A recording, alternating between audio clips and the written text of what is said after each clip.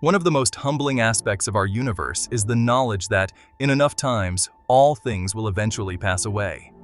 New stars and stellar systems, while they're expected to keep forming for many billions or even trillions of years to come, are on the decline, with the current star formation rate only about 3% of what it was at its peak some 11 billion years ago.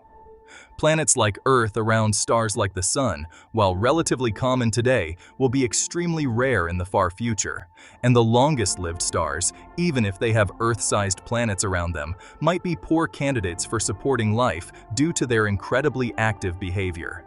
At some point in the far future, the last living world in the universe will encounter its demise, signifying an end to what we know as biological activity within our cosmos.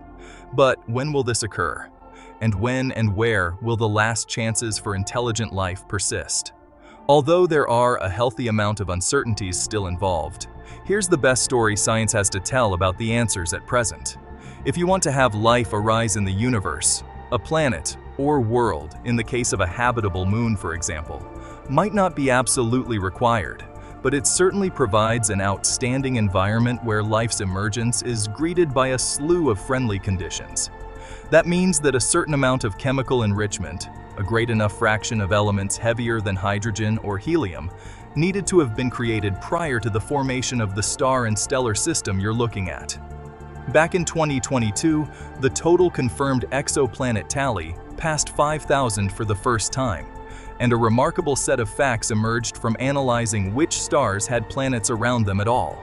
Almost all of the planets, 98.2% of them, were found around stars that had at least 25% of the heavy element content found in the Sun.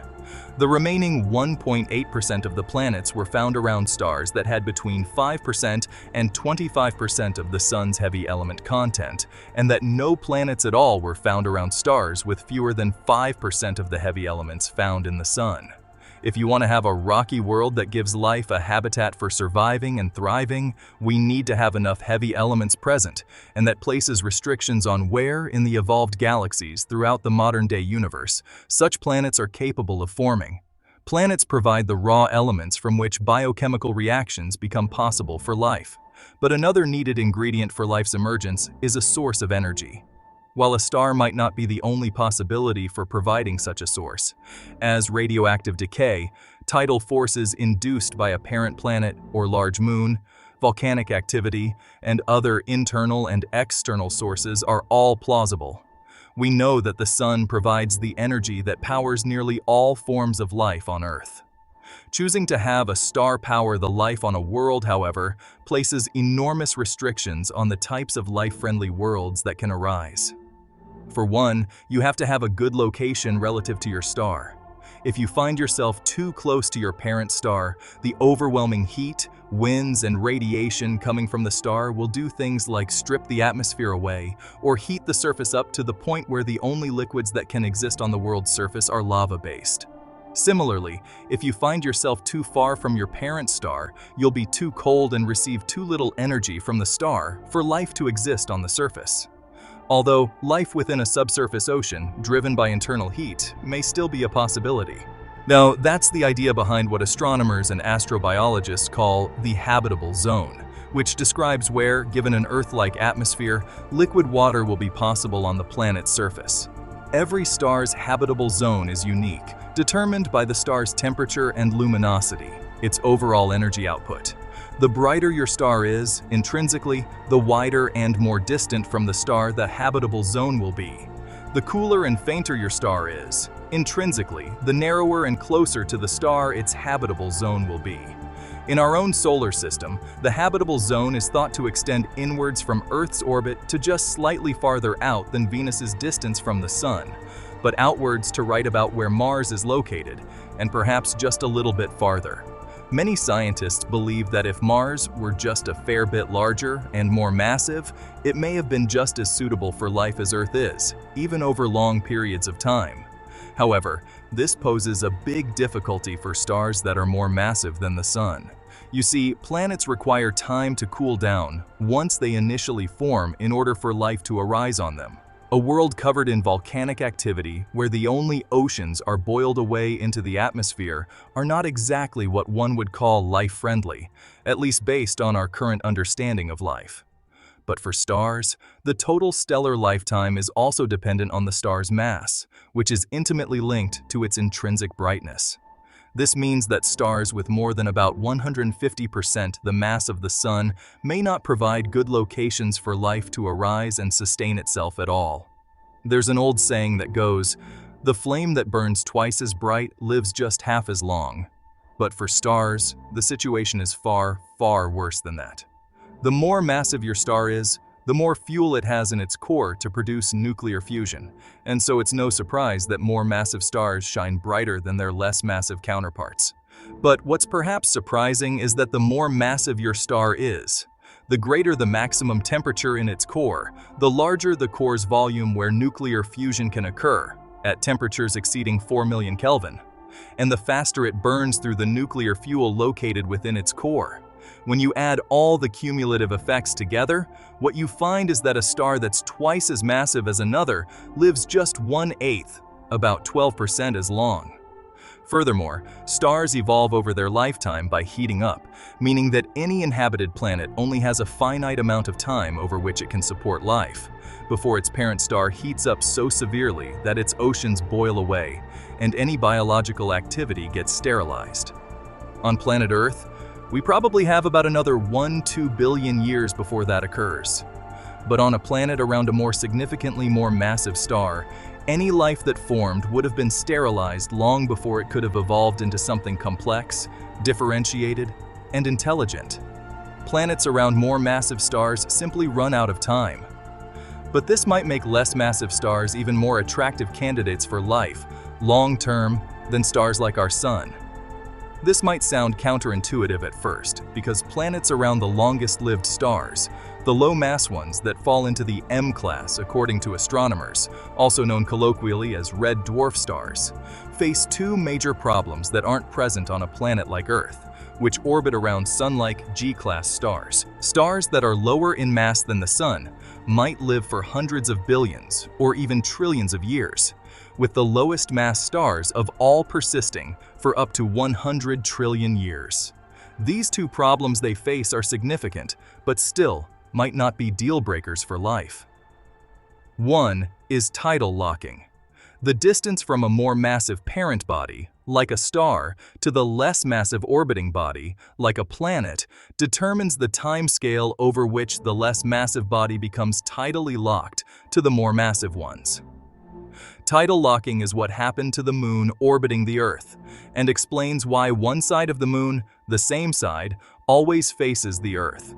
Around M-class stars, all planets within what we call the habitable zone will become locked in only a few million years, tops, meaning that they'll always have one scorching hot side that always faces their star and one freezing cold side that never receives direct light from their parent star.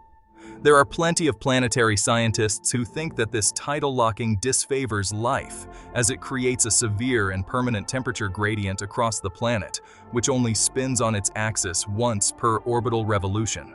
However, tidal forces on the planet will heat the planetary core, which could enable the production of a, not necessarily needed, protective magnetic field and lead to more volcanic outgassing, which could prevent the atmosphere from being stripped away, and whereby atmospheric circulation could enable liquid water, and possibly life, not just in a narrow ring along the day-night border, but in regions extending well onto both the day and night sides.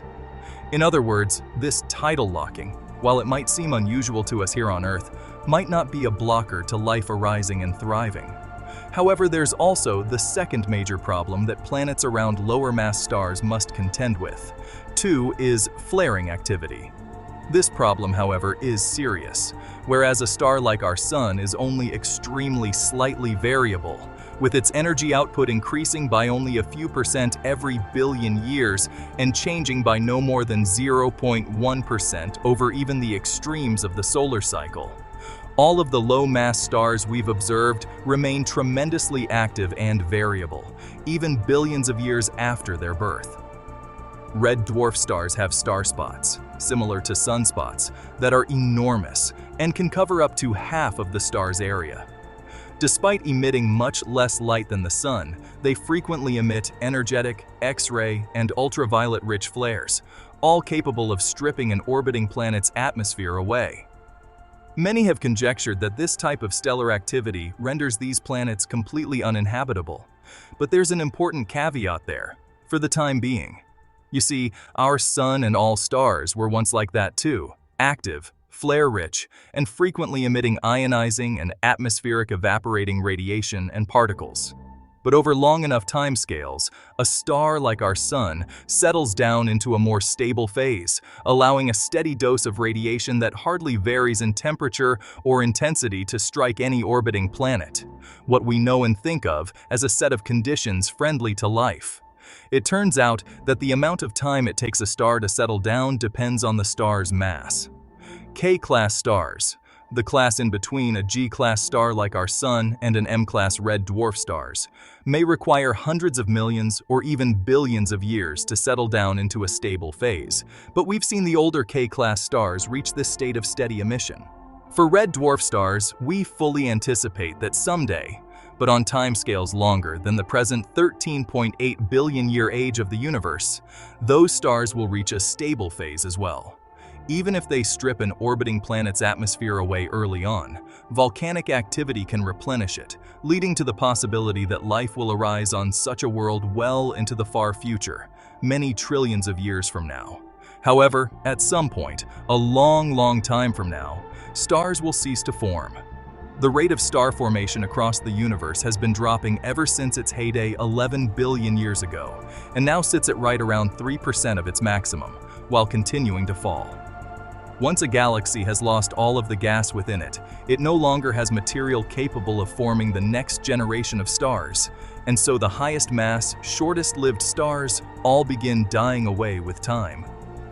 After a few billion years have gone by, only the lower mass, redder-colored stars remain, and these galaxies become known as red and dead.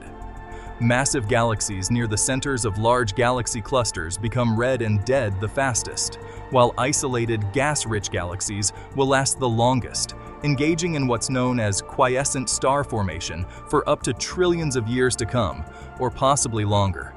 In the locations where star formation only proceeds slowly, at a trickle rather than in massive bursts, it's possible that those gas-rich galaxies will keep on forming stars for up to quadrillions of years.